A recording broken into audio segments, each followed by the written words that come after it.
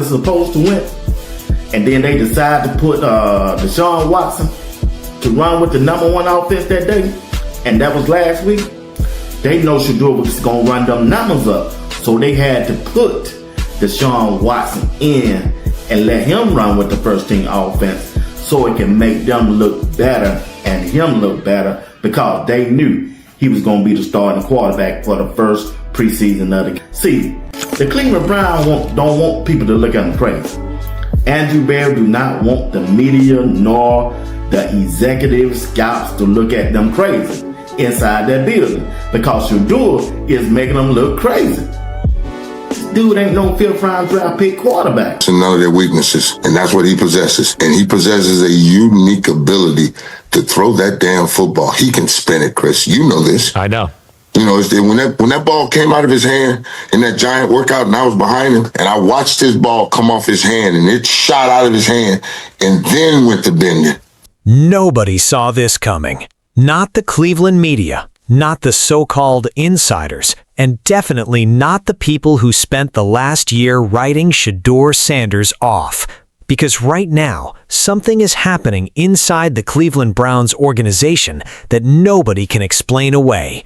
A quarterback competition that was supposed to be simple just turned into one of the most controversial storylines in the entire NFL. And the question everybody's asking is this: is Deshaun Watson really earning his spot, or is somebody protecting him?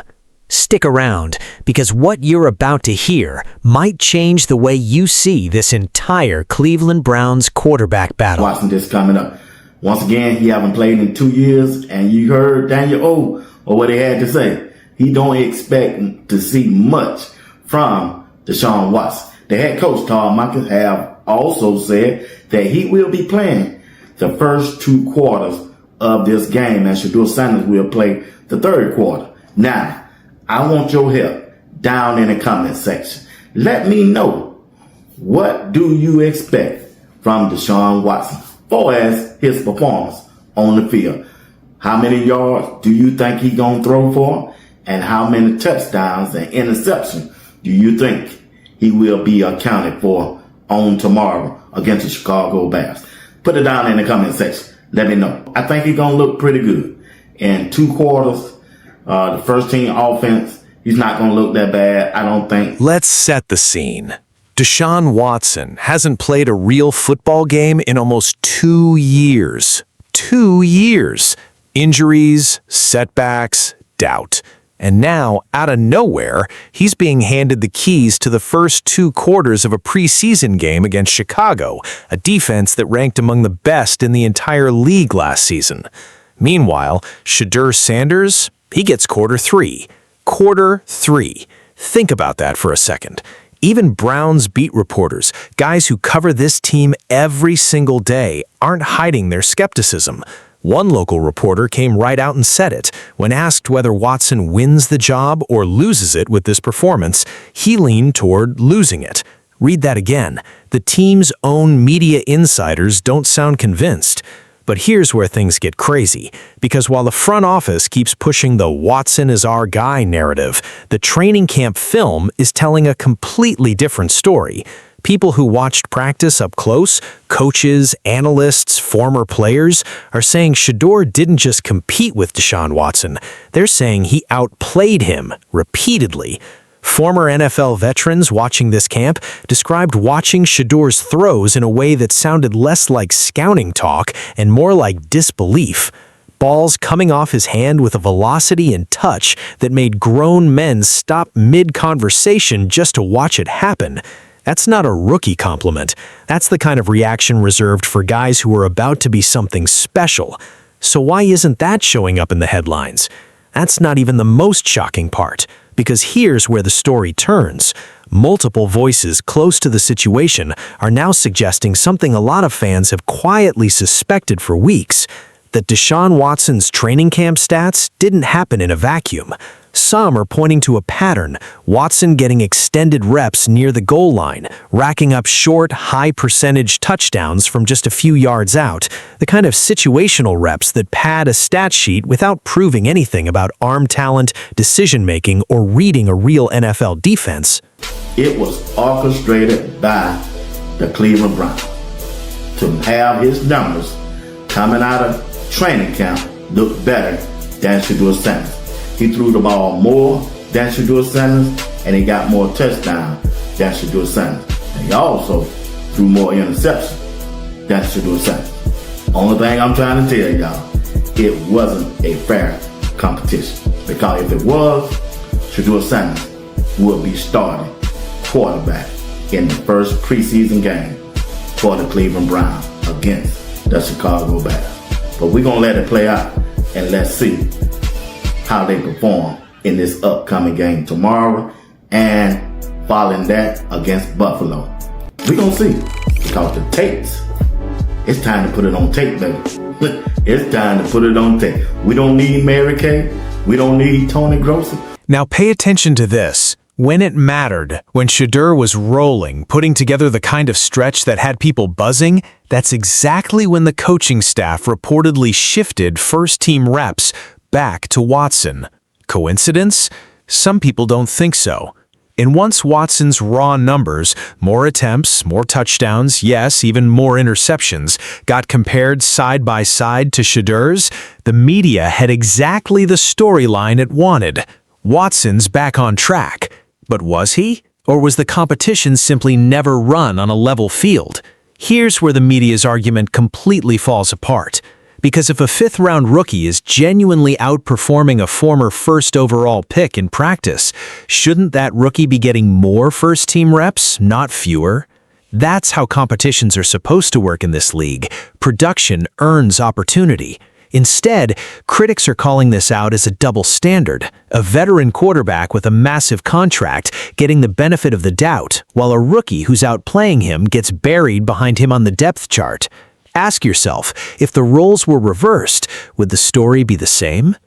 Now, here's the uncomfortable part. Some insiders believe this isn't just about football, it's about optics. The Browns front office made one of the biggest, most scrutinized quarterback investments in modern NFL history when they committed to Deshaun Watson. If that move gets exposed as a total miscalculation, especially by a fifth-round rookie who cost a fraction of the resources, that's not just a football story, that's an organizational embarrassment. So, according to critics, the incentive isn't just to see Watson succeed, it's to make sure the narrative around him stays intact, no matter what the practice film shows. That's the theory circulating right now among fans and analysts. Whether it's true or not, the Browns front office hasn't done much to shut it down. But let's go back to what actually matters, the football. Because you don't need hot takes to see what Shedeur Sanders has shown so far. The accuracy, the anticipation, the way he processes pressure without flinching, something rookies almost never do this early. Scouts questioned his arm strength coming out of college. Camp reports are now telling a different story. Receivers hauling in tight window throws that simply shouldn't be there for a rookie thrown into an NFL pocket for the first time. That's not hype. That's football people reacting in real time to something they didn't expect to see this fast. We're here. We only here for the Cleveland Browns because of Shedeur Sanders. As a matter of fact, listen to Joe Johnson of Nightcap. Let's go. We keep it 100. He the only damn reason the Browns are relevant right now. For sure. If we just keeping it 100. Absolutely. I watch the Browns to see Shedeur. I'm just going to keep it 100. I don't watch them for no other damn Everybody else watching for that reason too. Yeah. Outside of Cleveland. Now, Cleveland watching because they're the Browns. But everybody outside of Cleveland watching because of Shedeur. It's the media, especially in Cleveland. They're looking for the next click. That's it. They're looking for the next viral moment. It's the median job to get him to say anything and trip him up. They wanted him to fail so bad. They want, not only do they want him to fail, they are looking to divide. They know it's a team game. They know it's a healthy competition. Somebody has to start. Somebody has to be the backup. And fans, they see it too. Across social media, across sports radio, one sentiment keeps repeating. We're only watching the Browns because of Shedeur. Even national personalities have said it plainly. Shedeur Sanders might be the single biggest reason casual fans outside Cleveland are paying attention to this team at all right now. That's not nothing.